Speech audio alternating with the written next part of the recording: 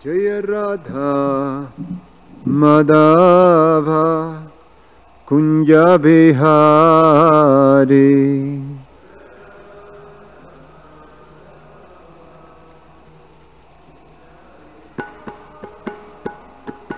Jaya Radha Madhava Kunja Bihari.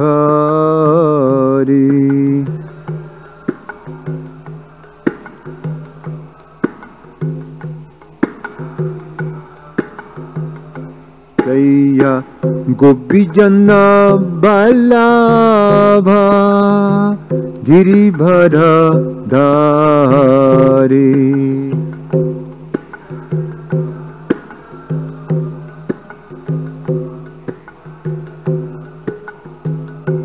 Jaya Gopijana Vallabha Giribhara Dhari.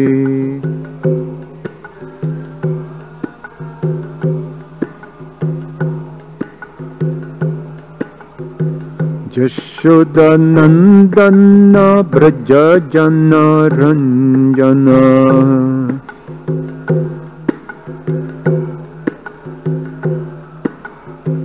Yashoda Nandana Braja Jana Ranjana.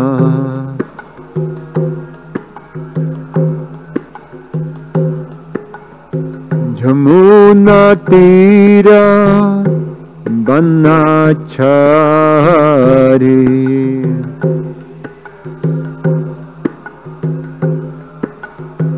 Jamuna Tira Banachari.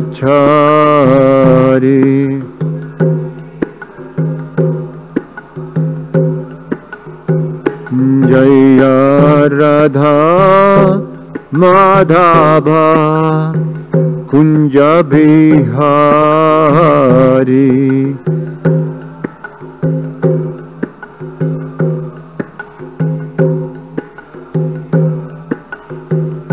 Jaya Radha Madhava Kunja Bihari.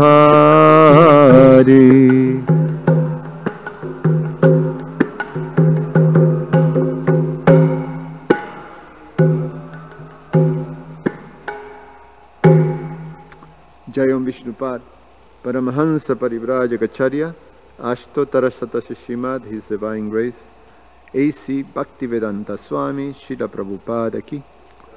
Jayam Vishnupad Paramahansa Parivrajagacharya Ashtotara Shatasa Srimad, His Divine Grace Bhaktisiddhanta Saraswati Goswami Maharaj Srila Prabhupada Ki. Ananta Koti Vaishnava Vrinda Ki. ISKCON Founder Acharya Srila Prabhupada Ki. Karantara Srimad Bhagavatam Ki. Nitai Gaura Premanandi. Oh glories to the assembled devotees. Oh glories to the assembled devotees. Oh glories to the assembled devotees. Oh glories to Shishiguru and Shiguranga.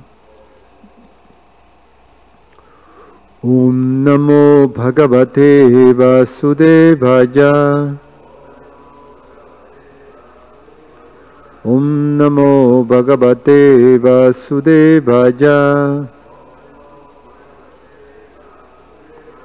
Om Namo Bhagavate Vasudevaya.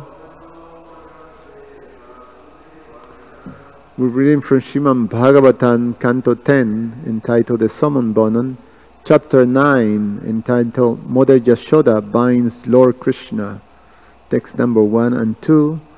First, we'll start by reading the chapter summary by His Divine Grace, A.C. Bhaktivedanta Swami, Srila Prabhupada Ki Jai.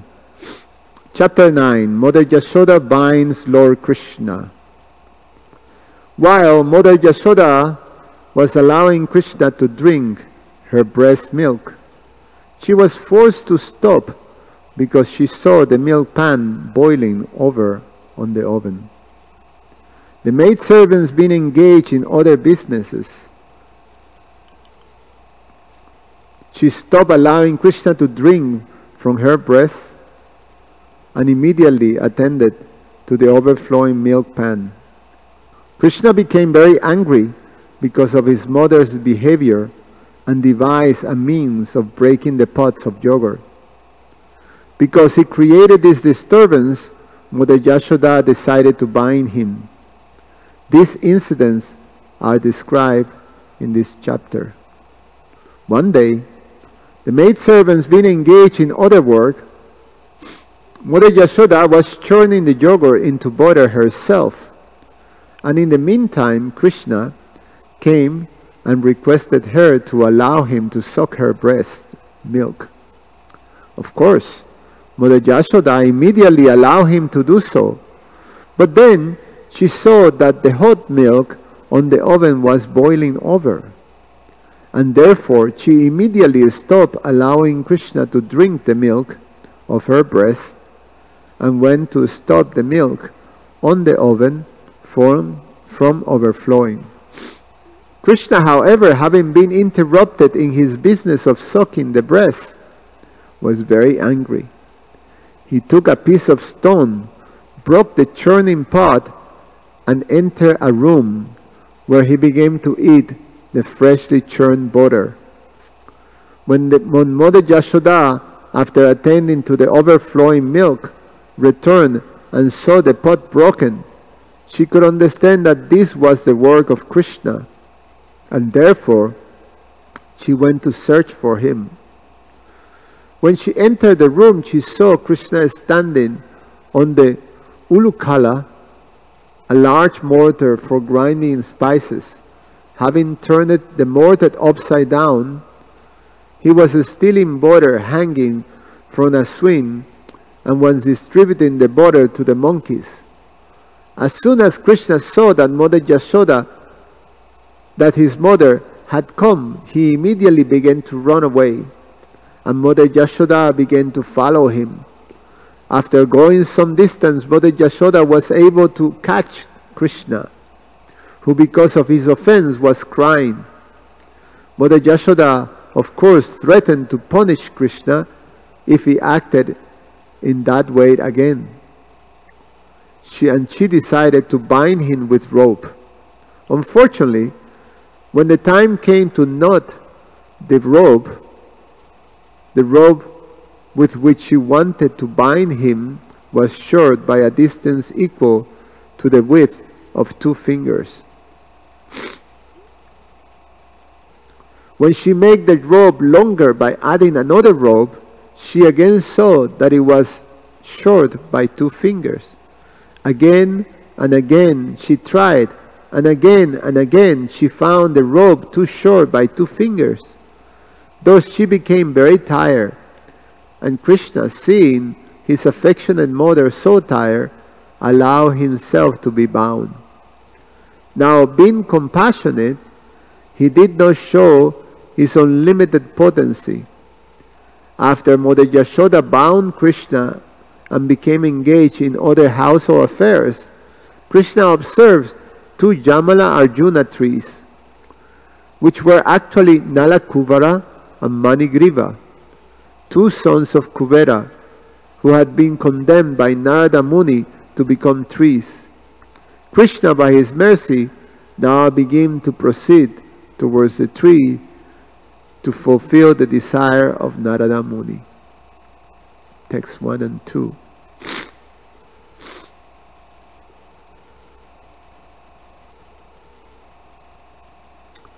Sri Sukha Uvacha Ekada Grihadashishu Jashoda Nandagehini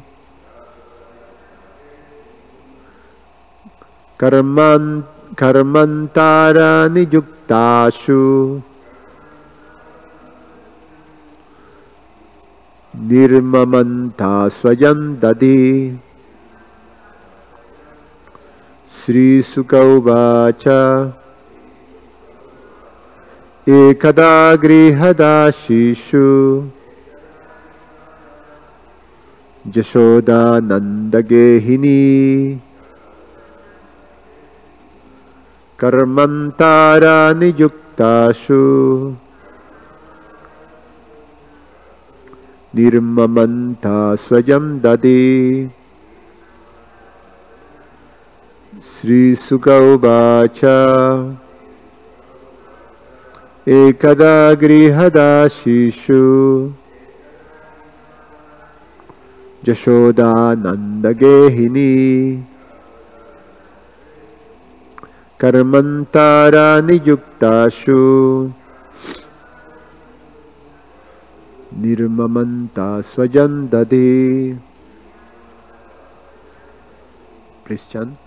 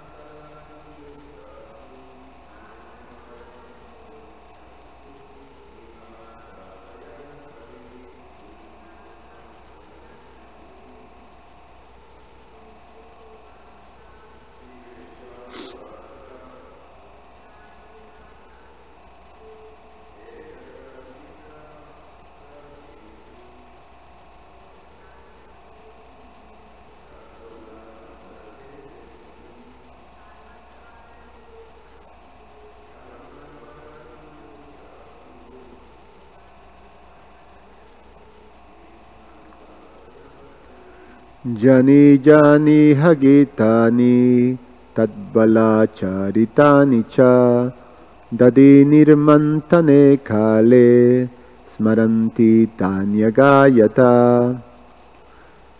Cinnamons. Sri Sukha Uvacha. Sri Sukadev Goswami said, Ekada, one day, Grihada Shishu, when all the main servants of the household were otherwise engaged, Yashoda, Mother Yashoda, Nandagehini, the queen of Nanda Maharaj, Karma Antara, in other household affairs, Niyuktashu, being engaged, Nirmamanta, churned, Swayam, personally, Dadi, the yogurt, Yani, all such, Yani, such, Iha, in this connection, Gitani, songs, Tatbala Charitani, in which the activities of her own child were enacted. Cha, and Dadi Nirmantane, while churning the yogurt, Kale, at that time, Smaranti, remembering, Tani, all of them in the form of sons, Agayata, chanted. Translation and purport by His Divine Grace A.C. Bhaktivedanta Swami Srila Prabhupada Ki Jai. Sri Sukadev Goswami continued. One day, when Mother Yashoda saw that all the maidservants were engaged in other household affairs, she personally began to churn the yogurt. While churning, she remembered the childhood activities of Krishna, and in her own way she composed songs and enjoyed singing to herself about all those activities. Purport. Srila Vishwanath Chakravarti Thakur, quoting from the Vaishnava Toshani of Srila Sanatana Goswami, says that the incident of Krishna's breaking the pot of yogurt and being bound by Mother Yashoda took place on the Diwali day, or Deepamalika. Even today in India, this festival is generally celebrated very gorgeously in the months of Kartik by fireworks and lights, especially in Bombay. It is to be understood that among all the cows of Nanda Maharaj, several of Mother Yashoda's cows ate only grasses so flavorful that the grasses will automatically flavor the milk. Mother Yashoda wanted to collect the milk from these cows, make it into yogurt, and churn it into butter personally, since she thought that this child Krishna was going to the houses of neighborhood gopas and gopis to steal butter because he did not like the milk and yogurt ordinarily prepared. While churning the butter, wow, it's a mouse running under you guys there. Rascal. Yes. Must be Nitai, what is the Nimai of Sasuru Maharaj books? While churning the butter, Mother Yashoda was singing about the childhood activities of Krishna. It was formerly a custom that if one wanted to remember something constantly, he would transform it into poetry and have this done by a professional poet. It appears that Mother Yashoda did not want to forget Krishna's activities at any time. Therefore, she poeticized all of Krishna's childhood activities, such as the killing of Putana, Agasura, Sakatashura, and Trinivarta. And while churning the butter, she sung about these activities in poetical form. This should be the practice of persons eager to remain Krishna conscious 24 hours a day. These incidents show how Krishna conscious Mother Yasoda was. To stay in Krishna consciousness, we should follow such persons. Om Jnana Timirandasya Jnananjana Shalakaya Chakshur Ummilitam Yena Tasmai Sri Guruve Namaha. Namo Om Vishnu Padaya Krishna Prastaya Bhutale Srimate Ramapa Swamin Iti Namine. Namo Om Vishnu Padaya Krishna Prastaya Bhutale Srimate Bhaktivedanta Swamin Iti Namine. Namaste Saraswati Deve Gauravani Pracharine Nirveshesha Shunyavadi Pashatyada Shatarine. Vanchakalpatarvyasha Kripasindhu Vyaevacha Patitanam Pavanevyo Vaishnavevyo Namo Namaha.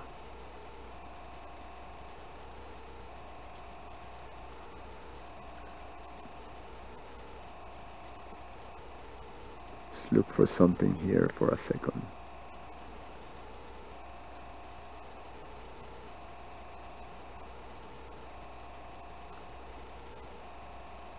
Remember this verse, this purport was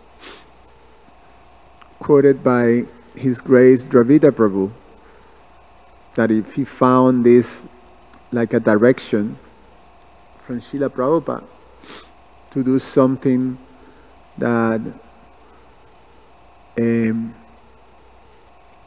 he has this special gift of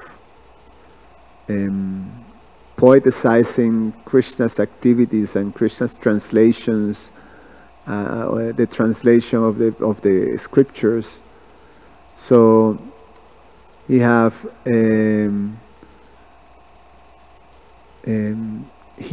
took inspiration and direction from this purport.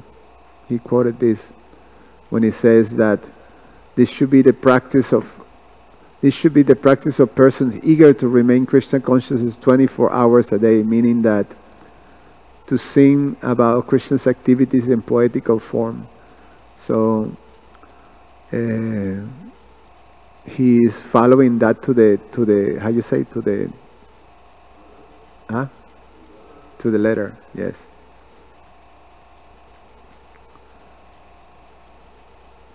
It's a wonderful gift to do that, and to be able to sing and speak and compose poetically. Persons who do that are called Kaviraj. Or Kaviraj means, like an expert poet. So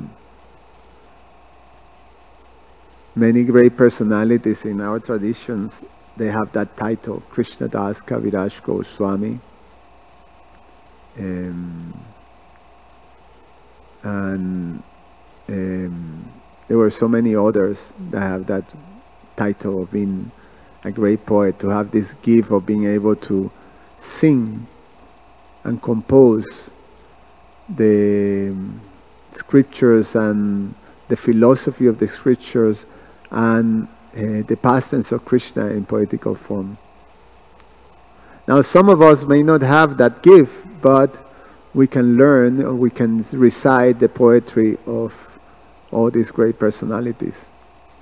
So we have plenty of wonderful songs by our Vaishnava acharyas. Especially we have the richness of Narottam Das Thakur and Srila Bhaktivinoda Thakur, who composed so many songs in beautiful poetry in glorification of Krishna.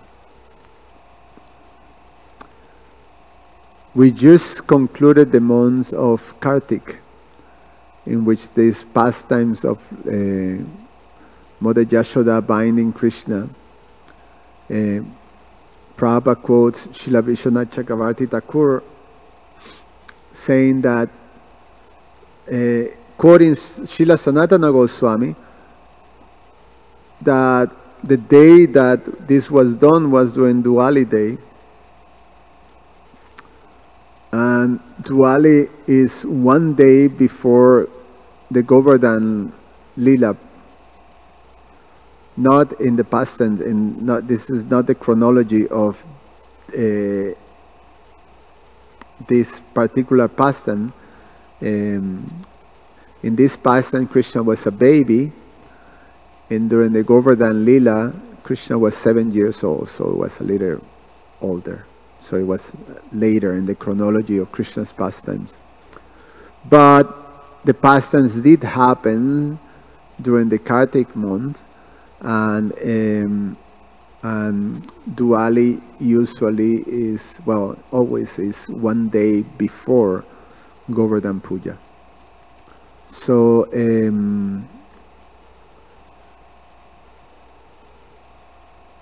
this bounding of Krishna took place during Diwali, and Diwali is the festival of lights. That is a celebration that was first performed when Lord Ramachandra came back to Ayodhya from being 14 years exiled, and also after defeating Ravana and his armies of demons and rescuing Mother Sita. And then he came back to Ayodhya, and the city of Ayodhya received him with this festival of lights. And since then, this has been celebrated as the Diwali. Deepavali, Deepa means light, and so Deepavali or Diwali or Deepamalika means the festival of lights. So the story goes that Mother Yashoda decided that, okay, all the Gopas and the Gopis are being complaining that Krishna is doing all these mischievous activities of stealing butter from their houses and their storage room and creating a little bit of a havoc. And she concluded that Krishna is doing this because maybe he doesn't like the milk products that we have here in our house. So therefore, she's gonna make this special butter and milk products, and she's going to choose from these special cows that she has that is part of the herd of Nanda Maharaj, that they only eat these grasses that are very, very tasteful, special grasses. And so these cows and the grasses were so special that it will flavor the milk. One can only imagine. And so she personally decided to take up to make this butter for Krishna from this special flavor milk. And so she will be churning the butter. And at that time, Krishna came and asked her that he was hungry. So you hear Srila Prabhupada narrating in the beginning during the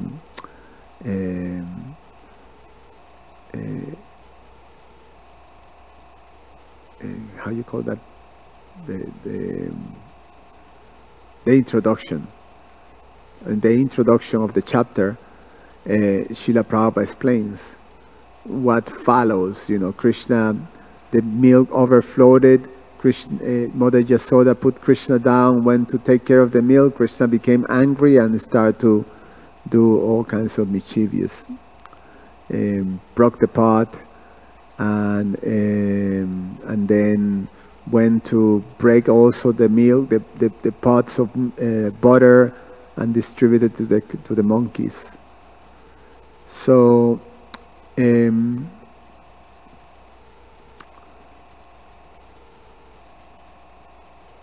so then the pastime took place, the pastime of Krishna being bound. There's so many wonderful things that we're going to hear in terms of Krishna's reciprocation, and also the understanding that how it is by Krishna's mercy that we can actually connect with him in different intimate ways. That how he allows that, but it requires certain it requires a very specific level of consciousness, because you cannot reach Krishna. We cannot, by our own effort, it is explained that we can reach Krishna. We cannot being able to connect to Krishna or bind Krishna. So it is required not only our effort, but it's also required Krishna's mercy. So these two things are there. And this is one of the special instructions that comes in our disciplic succession. Actually, specifically, this is the understanding that was propounded by Srila Ramanujacharya, that to achieve perfection, one requires two things. One requires effort as well as mercy. And he compares that to a baby monkey. And the baby monkey is able to move about, and so move from point A to point B by the mercy of the mother, because the baby is so small that is not able to move from one tree to another tree. So the baby requires the assistance of the mother. But what Srila Ramanujacharya explains is that similarly, for us to move from a particular stage of consciousness to a higher state of consciousness, we require requires Krishna's mercy. On our own capacity is not possible, but it's also by Krishna's mercy. But the part that is required from us is to hold to that mercy. So like the little monkey, we see when we go into India, that you have all those baby monkeys like holding tight to the body of the mother. And then the mother is just jumping from one tree to another, running around, and the little baby is just holding tight. So, so that's the part that is required from us. That's the work that is required from us. We have to hold, and we have to hold tight. And then Krishna takes us. So by mercy as well as by works. Different than other Vaishnava thinkers and philosophers, there is some that argue that it's just by mercy, and they give the example of the little baby cat, like a kitty, how you call a kitten. The baby cat similarly is taken from point A to point B by the mother, but the baby cat doesn't have to do anything. The mother grabs the baby by the neck and hold it tight, and the little thing just goes limp, doesn't have to do anything. And then the mother takes the baby from point A to point B. So you don't have to do anything, you just have to receive and completely given, go limp on the mercy of the Lord. So you just completely surrender to the mercy of the Lord, and then the Lord takes you. Lord Chaitanya, he embraced the understanding or the philosophical understanding of Srila Ramanujacharya. It's one of the things that he adopted from the Sri Sampradaya. So our philosophy is that we do have to do, we have to make an effort. So in the pastime of Mother Yashoda, she was trying very hard to bind Krishna. So she was working very hard, but she was not able to do it until Krishna allowed her to do. So by Krishna's mercy, she was able to bind Krishna. And it is explained that the binding principle that, or the binding principle that was able to tie Krishna was Mother Yasoda's love. So, so that is something that is also a very important understanding in this pastime, that that Krishna is conquered by the devotee's love. And he's basically become subservient to that. That's why in the beginning of the Nectar of Devotion, one of the characteristics of bhakti is that it's very rare, because it's something that Krishna doesn't give so easily. Because when Krishna is allows, when bhakti is fully manifest, then Krishna is completely controlled by that love, by that loving devotional service. So then he's completely conquered. And that's one of the things that the prayers of Damodarastaka says, that that Krishna is showing to all of those. I think it's the second verse. What is it? Iti drikshali labir anandagnon. I think the one that says that Krishna is showing to all of those yogis and philosophers and transcendentalists that he's only conquered by love, by the loving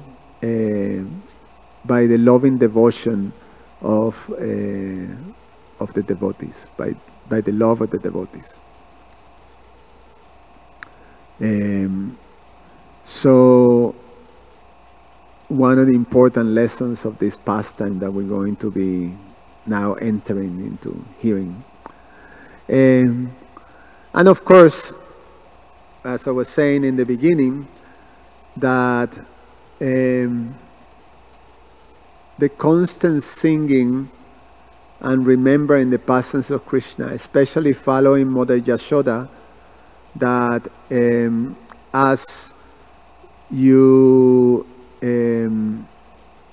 doing your service or doing your activities, you're singing the pastimes of Krishna in poetical form.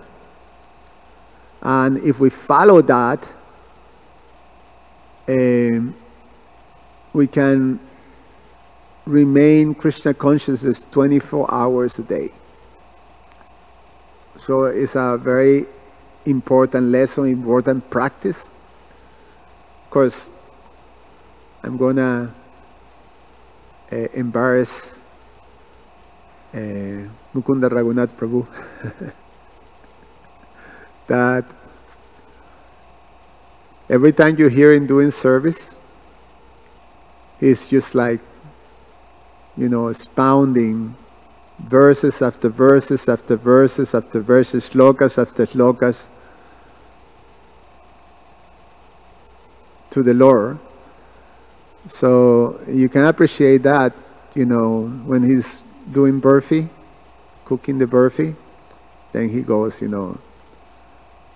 reciting these slokas or these things. Sometimes he recites the Brahma Samhita, sometimes he recites the Vishnu Sahasranam, sometimes he recites Nrsimha Kavacham slokas, sometimes he recites this one or that one or that one, so many. One time I asked him, Mukunda Raghunath Prabhu,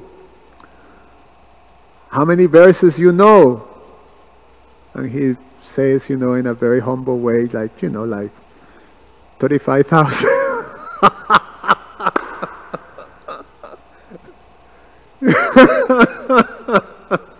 Thank you. I say, yeah. Actually, I was dressing just right now. I was just dressing next to him. I was dressing sorry to embarrass you, Prabhu, but it's appreciation. The disciplic succession, Srila Prabhupada and Srila Bhaktisiddhanta, and he was dressing Gornitai, and he was reciting Nrsimha Kavacham. And I was just thinking, when he was dressing Lord Nityananda at that time, I just turned and see that I would say, wow, how much he must be pleasing the Lord, you know, just reciting, just like this picture of Krishna sucking Mother Yashoda's breast and she is singing the pastimes of Krishna. So, so how much, you know, that picture of, you know, you serving Krishna and then you singing also the pastimes, you're meditating on the pastimes of Krishna. And that's what is explained. This should be the practice of persons eager to remain Krishna consciousness. With these things that we should follow. And this incident show how Krishna conscious Mother Yashoda was. To stay in Krishna consciousness, we should follow such persons. So we should follow like that. And I appreciate our dear Mukunda Raghunath Prabhu for being such an example of that. Very nice. Thank you. Any comments or questions?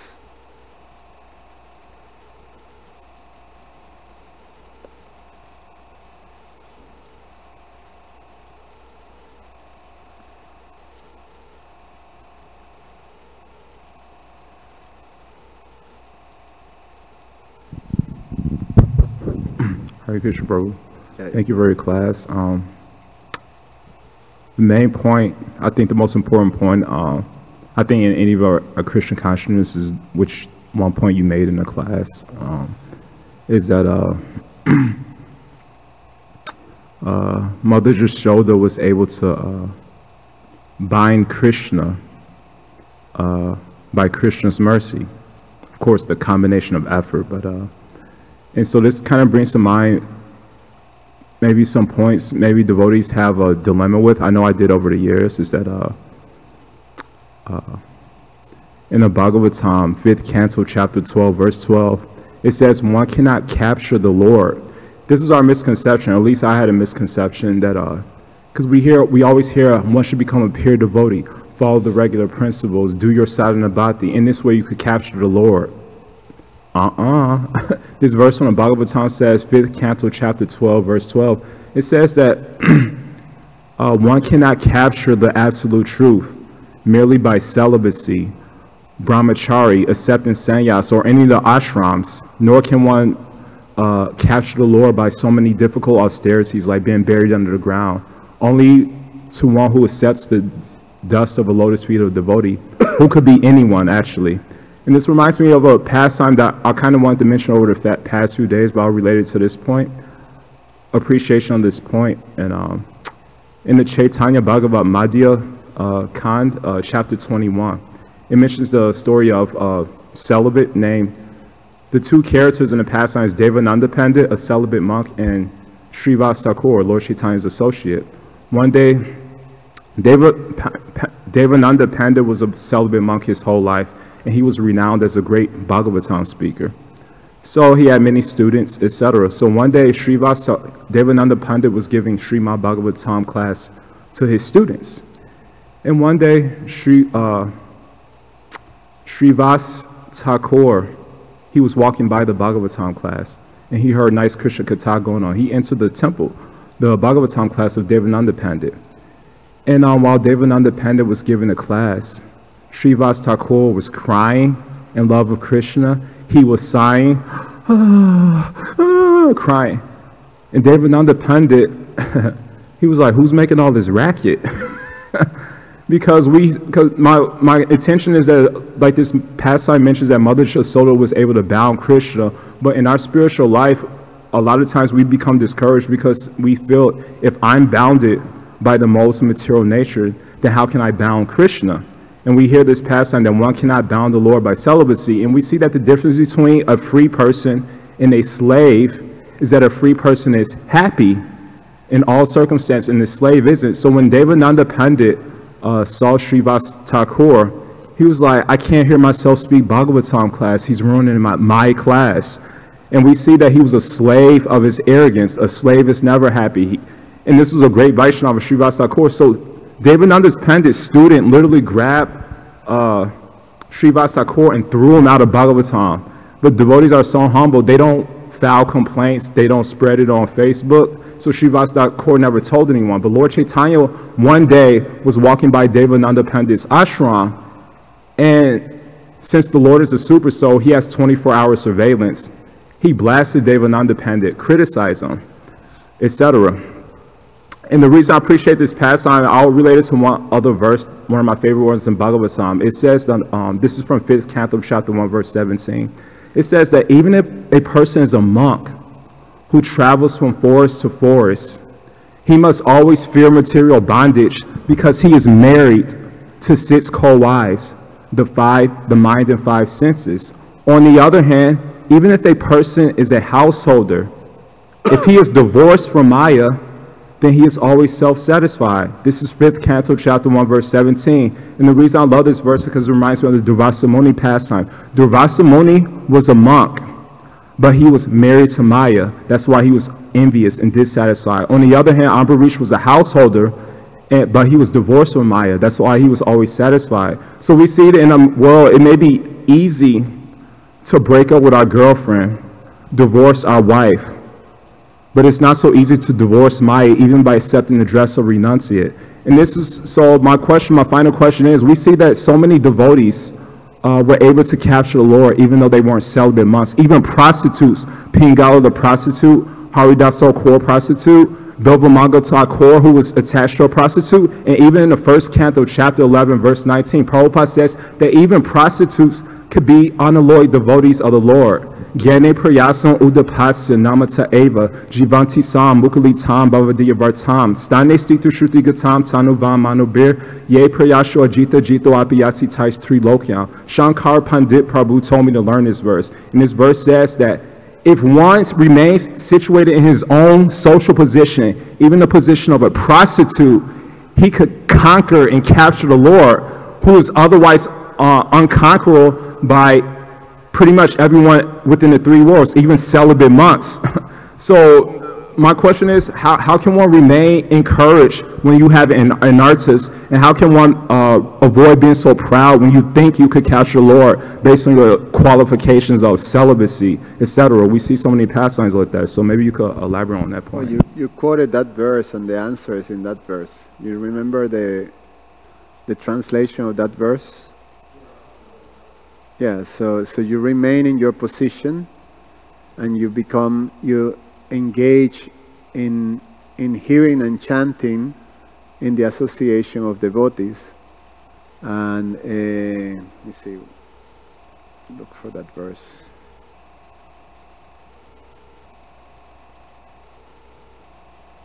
So that's the full instructions is in that verse, which is, it's an important verse. It's Lord Brahma, and it's a verse that Lord Chaitanya accepted as the goal of life by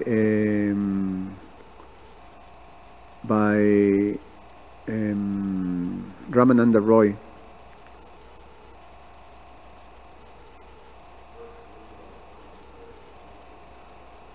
Yeah, 14th chapter. Okay. Those who, even while remaining situated in their established social position, throw away the process of speculative knowledge, and with the body, words, and mind, offer all respects to descriptions of your personality and activities, dedicating their life to these narrations, which are vibrated by you personally and by your pure devotees, certainly conquer your lordship, although you are otherwise unconquerable by anyone within these 3 words. So we have to become more absorbed, and we have to refine our practice of hearing and chanting. We have to break through. The encouragement is just look back. There is progress if we remain consistently in the process. Bhaktivinoda Thakur, Srila Bhaktivinoda Thakur says, you don't have attachment to the holy name while chanting? Well, keep chanting. You still victimized by some bad habits while chanting? Well, keep chanting. You have envy or you have anger issues and this and that, lost, you still keep chanting. In other words, we don't give up the chanting. You fall down, keep chanting. Stand up and keep chanting. So we continue doing that, and as also while doing that, well, we remain in our position. We start. We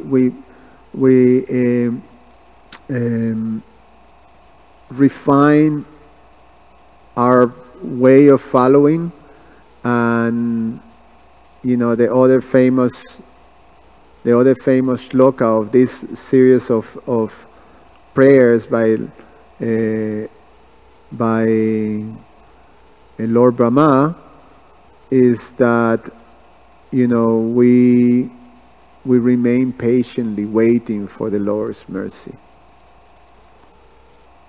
We tolerate whatever things are hitting us, the result of our karma, the result of our condition. We tolerate those things, that whatever Krishna puts, however Krishna arranged for us, we tolerate and we continue our practice waiting for Krishna's mercy to manifest. It's like Mother Yashoda, she didn't give up. She was tired. And she was frustrated too. But, she kept doing and kept doing. And, Krishna showed the mercy eventually. She basically used all the robes and mind. How much robe there must be in that household? Because Nanda Maharaj owns, 900,000 cows. So there should be a lot of rope. So the narration says that she used all the rope on her household. She have to go to the neighbors to get more rope. And she used the rope, and still she couldn't tie Krishna. So we wait patiently. But in the meanwhile, time, we have to do our work, which is, the other lesson. We have to work. So we have to refine, we have to try, and understand that we don't have the capacity. The mercy part comes. Our work is that we have to hold tight to the lotus feet of the devotees, because in the lotus feet of the devotees is where the mercy of the Lord is available for us. So that's another, Sri Guru Charana Padma Kevala Bhakati Shatma. By the mercy of the spiritual master, one can cross. By that attachment, by worshipping and accepting the lotus feet of the spiritual master, one can cross the ocean of material suffering and obtain the mercy of Krishna. So it's right there. The mercy of Krishna is right there in the lotus feet of Srila Prabhupada. And so we have to hold tight. What is then the meaning of holding tight to the lotus feet of Srila Prabhupada? That means that you embrace Prabhupada's instructions, so you follow his directions. So we hold tight to those directions. So that's what we're trying. We're trying our best. You know, what is Prabhupada's direction? Well, we have to seriously practice this process of sadhana bhakti. You know, worshipping the deities, waking up early, attending to the programs. You know, you do your best on that. Listen to Bhagavatam daily, chanting 16 rounds, and try to chant, you know, make the effort to chant 16 good rounds, meaning make the effort to avoid the offenses, the 10 offenses, and follow the 4 regulated principles. Service to the devotees. So there is a serious, and read his books. That's what Prabhupada, you know, say. You study my books. So this is what this verse says. You know, we become absorbed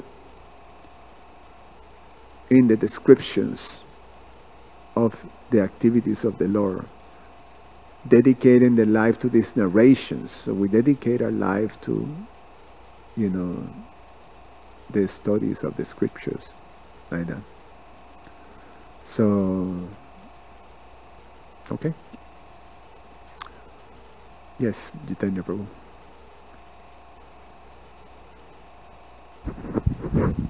In the summary of the chapter, there's 2 words. They use the word twice, oven. Oven is something you stick the pizza in, you know, but the stove is where you boil the milk. So I think they got the wording a little wrong. I mean, that's just my observation. And then, you know, for some of us who have a speech impediment as far as pronouncing the words, Dhanavir Swami would do the word-for-word translation first, then recite the verse. So that was beneficial for me, you know. Somewhere on the evolutionary scale, I just, you know, I didn't add up, you know. So my pronunciation isn't correct. But, okay. You know, I try to do like that. It's a good point. Some devotees do like that, yes. Yeah, and it seems to me that Jai Baladev, you know, he already knows the answer before he asks the question. Yes, we all know that. We just appreciate, you know, there's always, he always have a question, so he makes. He's speaking for our benefit. Okay. Just one short rebuttal.